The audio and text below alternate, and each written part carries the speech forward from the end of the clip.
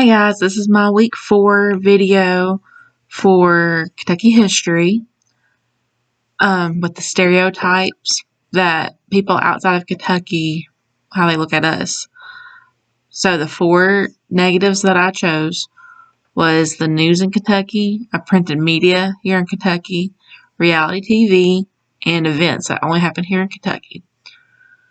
The events that I did was the Kentucky Derby. I know everyone sees that it's positive because it brings a lot of economy for Louisville. However, I see it as a negative because of how the horses are treated during these events.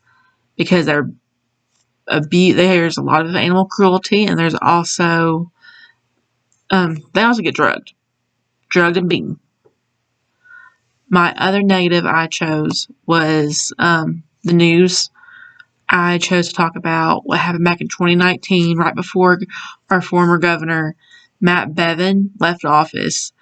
He pardoned over 400 people, violent people. And that's not okay. And the only reason why I believe he did that is because of where he was upset because he lost barely to our now Governor Beshear. Another negative I chose was the 1,000-pound sisters. They're from Dixon, Kentucky. It makes Kentucky look like we're all obese and fat. And also, if you hear them talk, their thick southern accent makes us look really, really stupid. And there's a lot of intelligent people here in Kentucky, actually. And my last negative that I chose was printed media. Back in 2003, there was a college student named Katie Autry. She was a student at Western Kentucky University. She was burned alive. She was burned, but come to find out, she was also raped and beaten. She went to a coma, and 3 days later, she passed away from her injuries. 2 men were arrested for this. However, one is still in prison for it.